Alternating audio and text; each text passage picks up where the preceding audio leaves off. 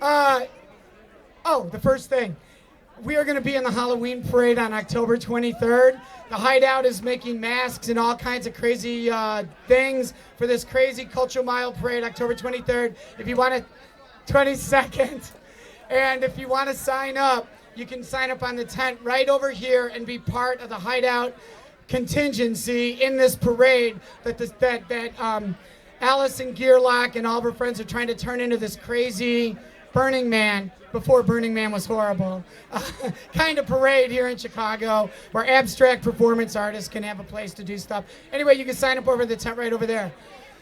And please do that and make masks and make costumes with us right now, today, before you leave. So you've heard me say a lot of stuff over the last 20 years, and I try to explain the history of the Hideout and what it means and all this and when we were built. And, well, I've told you about 90% of what maybe 75. There's a large portion of what I said was factually accurate, okay?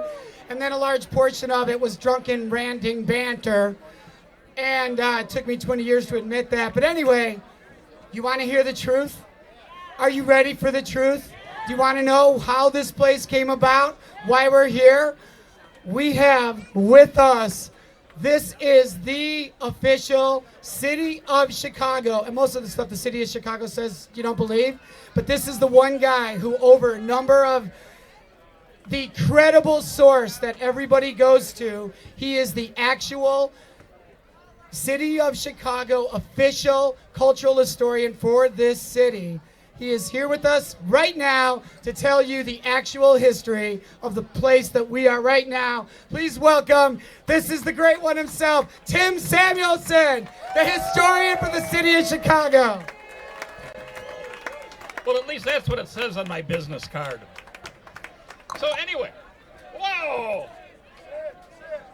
Well, what great to be here, and on what an event. And this is also a public service, so I am going to try to blow through 150 years of Hideout history in 15 minutes. Also, for those who need to use the can or get a drink inside, here is your break right now. Okay, we're going to do it quick. Let's go back to the wonderful year of 1875. Imagine you're standing right where you are now. You would not want to be where you're standing right now. This was the center of some of the dirtiest, noisiest, smokiest industry in Chicago. You think these garbage trucks are something? I mean, they smell sometimes. You haven't been next to the old North Chicago rolling mills. Right here where they made steel and iron, the place where people went, cast the steel beams to make the first skyscrapers, the rails for the trains. Tough work, big bubbling pots of iron, stories of people losing their footing and falling into the pots of iron and are vaporized. Now, the people who lived around here, what you now see are parking lots, were little wood buildings, just like you see now the homes of the people who worked in the factories around here. Who comes from Ireland in 1876? A young couple, Patrick and Anastasia Meany. They come, Patrick gets a job at the North Chicago Rolling Mills, hard work, and then they start a family, have 2 children, and Patrick dies. What is Anastasia going to do to support her family? She takes the rented quarters that she occupies right across the street here, and she starts to take in boarders. It was a rented place, 10 different boarders. She would prepare the meals, do the laundry, and in doing this, she saved her money. And in saving her money, she was ready in 1881 to get out of that little rented place across the way and build a model boarding house of her own. And it's right here. Now, it's an interesting thing. So Anastasia Meany is in this house. She builds it from scratch as a boarding house. You've got a big room on the ground floor. That's where the people who are living there get their meals. Probably Anastasia be making a nice pot of stew or whatnot, or whatever they would serve that was for the meals for the people who are working in the nearby factories. So it's interesting, too, that we do have the names of some of the first boarders that walked through the door of this place in 1881. And one of them's name was, most appropriately, Tim. Tim Conroy. Probably the first time his name's been spoken on this site since 1881. The house plugs along as a boarding house with Anastasia Meany. And in through the 1880s, 1890s, 1910, her sons go off and get good jobs of the time. One's a streetcar conductor. One's a fireman at one of the local firehouses. 1916, January, Anastasia Meany passes away right here in this building. And where was her wake held? Probably right where the bar is right now, because that was where the big gathering place was. Her sons don't know what to do with the place, and so they originally rented to a family called Papadorum. They were a combination of Greek, Norwegian, French, and English.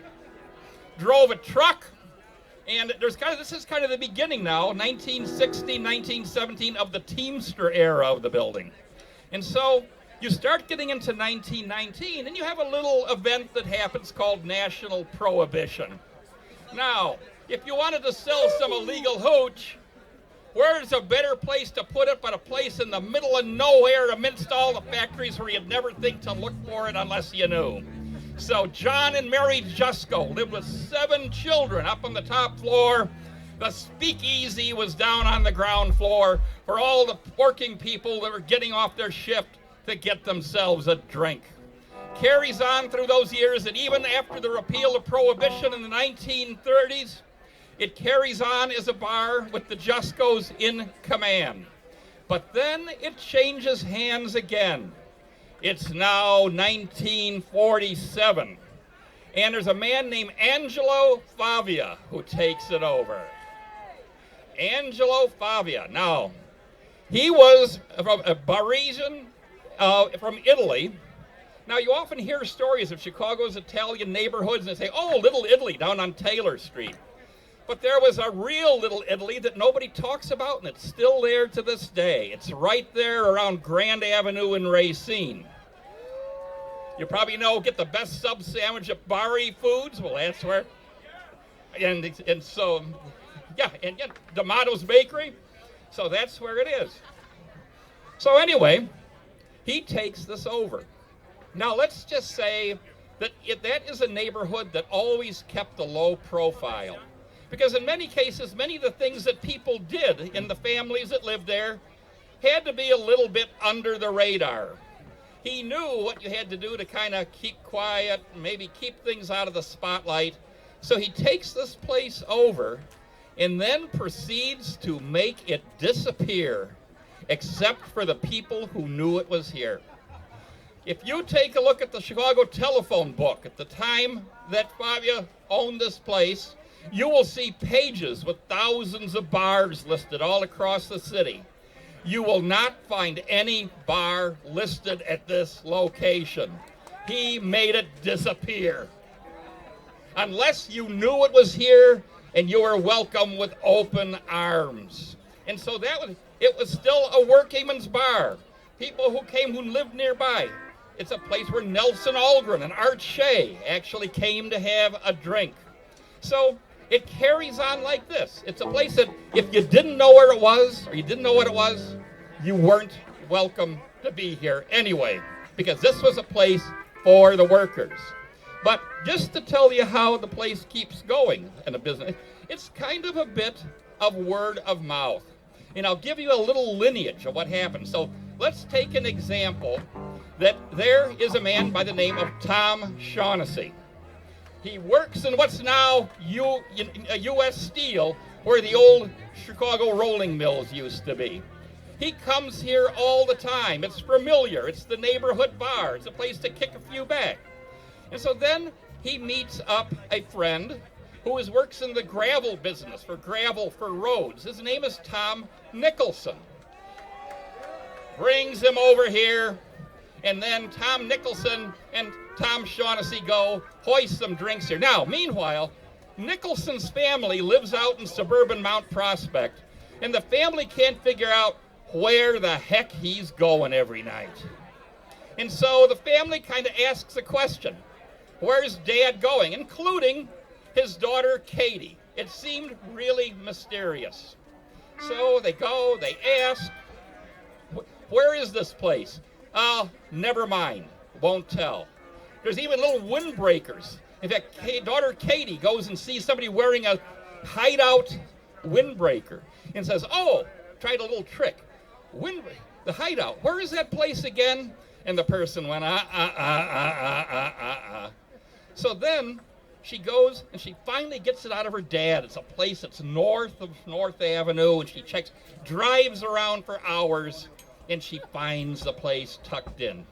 So then she goes in, has herself a drink. The secret's out, Dad. We know where the place is. But then another thing happens is that there's all the regulars there. And so now Katie Nicholson is good because she's the daughter of Tom Nicholson, who's now accepted as one of the regulars. But then Katie brings along her boyfriend. His name is Tim.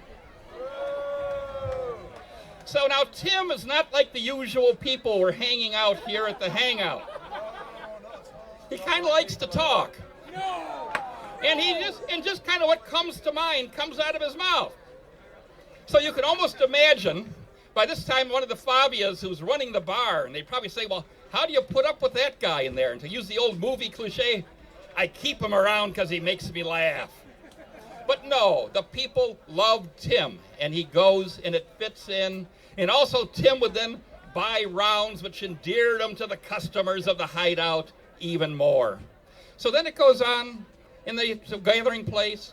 In 1994, that one of the last of the Fabias dies, and now his wife is running the place, Eleanor Fabia. She doesn't want to run the bar.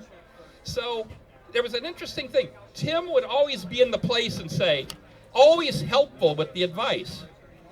Hey, you know what you could do with this place? And he'd give some elaborate thing for it. And Phil Fabio would say, yeah, you know, okay. You know, when you buy the place someday, you can do whatever you want with it. But, you know, for now, that's it. So now Eleanor comes in and she says, okay, Mr. Big Shot, you said you want to buy this place. Well, now take the thing. Well, then Tim goes, and Katie go, And actually two people they brought with, the Hinchliff twins. And so they go, and what do? They buy the bar. So the one thing I would like to say, and what you see here, and to close this story, is I would have to say to Tim, to Katie, the Hinchliff brothers, I really love what you did with the place.